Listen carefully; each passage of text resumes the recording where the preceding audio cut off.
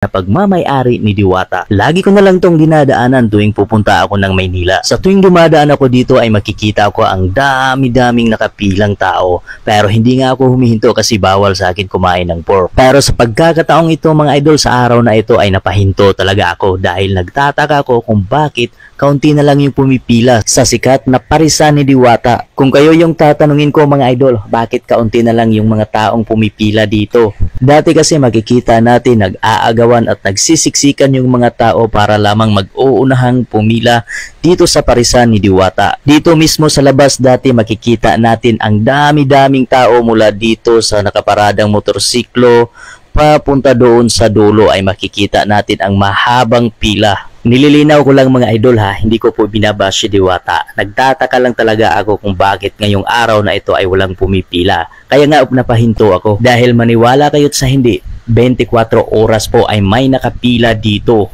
At eto na nga, pumasok ako para makita natin yung mga taong kumakain. Dati kasi sa labas makikita natin nagsisiksikan yung mga tao dito. Pero ngayon makikita natin ay mayroon ng mga lamisang bakante. Sa palagay nyo mga idol, ano kaya yung dahilan kung bakit kumunti na lang yung kumakain dito sa parisan? Mag-comment down kayo mga idol.